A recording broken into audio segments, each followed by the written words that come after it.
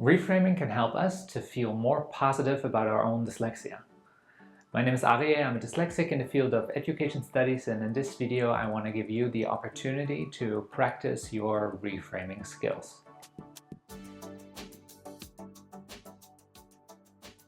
Reframing is all about changing ideas and beliefs about ourselves that have a negative influence.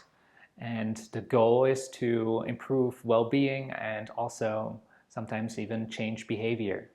Often we tend to think that our experience is responsible for the emotional reaction that we have. However, there's something in between, which is the forming of beliefs about the experience. And these beliefs actually are then responsible for the emotional reaction. It is not the event itself. This knowledge is actually quite amazing because we might not be able to change the event itself, but we can change the way we think about the event. And that will then in turn have a different effect on our emotions. So let's have a look at this, and here you see this little red box, and that is your perspective. And within the box you have this gray stuff that is or represents the event itself. And you might think, well, it's gray, it kind of looks like smoke, it's, I don't know, might be even poisonous. So through this interpretation, through these beliefs, you get to a negative emotional response. And what we now want to do with reframing is see if we leave things out, if we can look at it from a different perspective. And we want to reevaluate if what we're saying is really based on any evidence, or if we can give it any evidence. And what's happening if we do that is that our frame widens. So we are able to suddenly see more and more and more, and then we realize that our initial judgment is wrong. So let's do an exercise to reframe dyslexia. I chose 4 commonly held beliefs among dyslexics, and as a first step you're gonna look at the evidence behind the statement and see if it makes any sense if you keep all the evidence in mind. As a second step, you try to widen the frame, so you have to ask yourself, am I forgetting things? Things that would make the overall picture more positive. So let's try it out. After each one, I'm gonna give my personal reframe of the statement.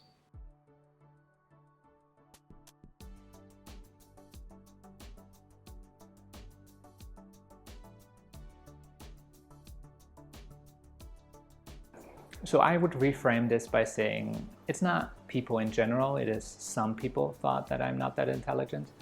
And I would also say that it also made me very determined to work hard and to prove them wrong. And at the same time, also I developed a certain kind of independence of what people thought of me. And those both are cool things in my eyes.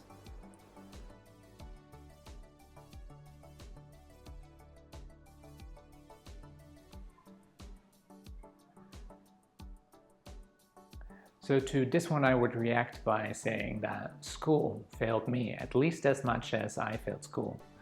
And if you want to know why I think that way, then have a look up here. It's a video where I explain dyslexia, and I do it in a way that also the social environment is taken into consideration. So teachers and also parents. And I think then you will understand why I reframe it the way I do.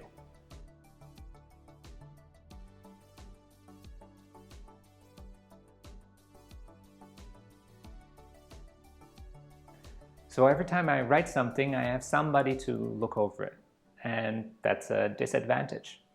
However, if I widen the frame, then I also realize that my love for education studies is because of my dyslexia. All these concepts that I learned really resonate with me because of my experience. And that's like one huge positive thing about my dyslexia. And there are others. Some of them I pointed out in other videos of mine. I talk, for example, about dyslexic advantages. And if you want to see that, then look up here.